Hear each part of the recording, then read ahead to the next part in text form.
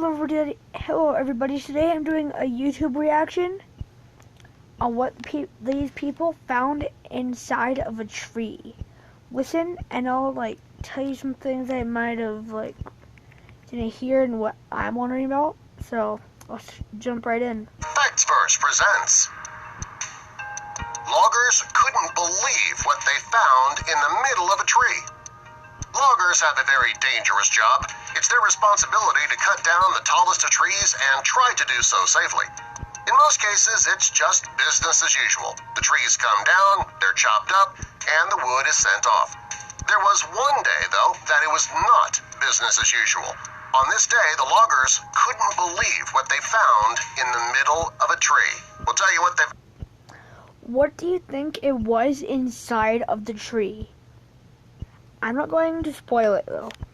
I'm going to let you guys see what it was. Found in just a moment. First, help us out. Help us spread the word about Facts Verse by clicking that like button. And also, be sure to subscribe and click the notification bell so you don't miss our future videos. The loggers were working in Georgia Craft Company. The company's located in Jasper, Georgia, and they were working for a paper mill machinery business. It was their job to take down the trees to acquire the wood for paper pulp. This occurred back in 1980. The loggers headed out to a nearby forest to cut down some trees. And in this case, it was an American chestnut tree that they were cutting down. Since chestnut trees grow faster than oak trees, they had been popular for commercial use.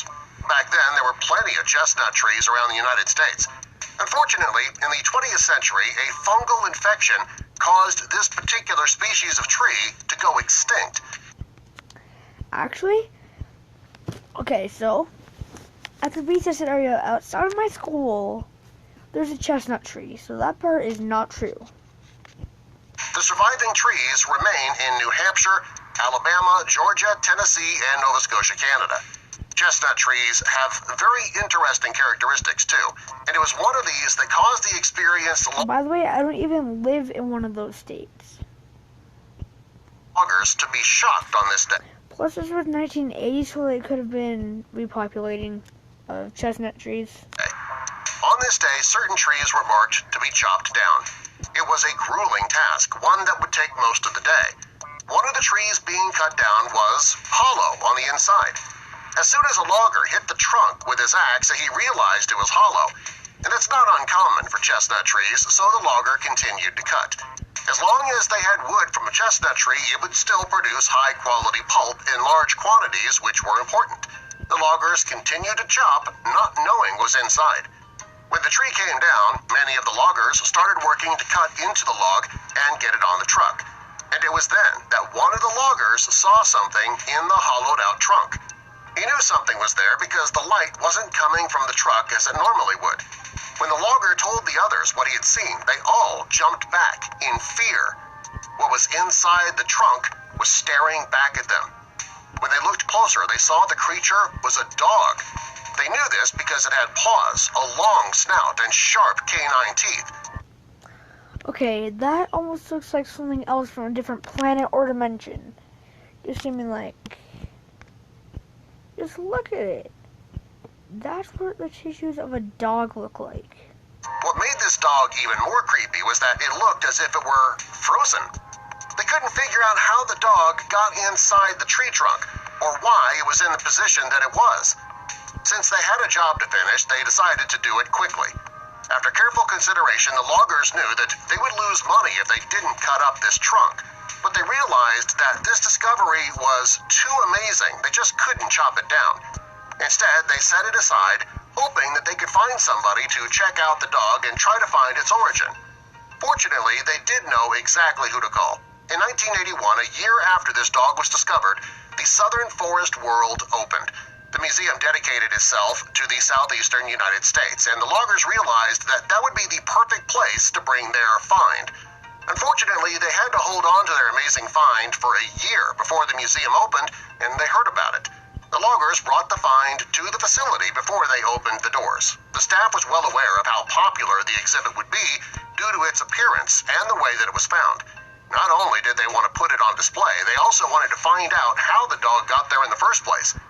The facility found biological experts to study the dog inside the trunk. The dog had been mummified, so nobody could figure out exactly how this could have happened without using methods that were used in ancient Egypt. Since the museum didn't have any experts on staff to find out the secrets of mummified dogs, they had to search for outside help. Finally, they found Christina Kilgrove, a biological anthropologist from the University of West Florida. She's the one who studied the dog and finally discovered what actually happened to him. She found that the tissue decay is what caused the putrefaction process when the dog died. Since chestnut trees contain tannin, it helped the process along. She believes that the dog was hunting around the tree and then chased something inside. Christina believes the dog was hunting back in the 1960s when it got stuck in the tree and starved to death, which left him stuck in the tree for decades. Today, the display stands at the Southern Forest World in Waycross, Georgia, and it's called Stucky the Mummified Dog. They came up with the name after holding a contest to decide the name of the dog. While Stucky was the name that they chose, there were a few other good ones that came in. One runner-up was Chipper, and the other was Dogwood. While these names were great, in the end, Stucky was the one that won out. The person who came up with the name Stucky didn't come up with it because the dog was stuck in the log. He actually came up with the name because of the tree trunk's coffin look. It looked like a pecan log, which are sold in Stucky's convenience stores. It's something you'd learn if you were to visit the museum. Fortunately, the loggers chose something amazing over just making a few bucks. Had they cut the dog out of the log to make money, this fantastic find would not be on display for the world to see. Subscribe for more. Okay, that was crazy. And amazing. But yeah, it's okay if you guys like and subscribe too. And I hope you enjoyed. And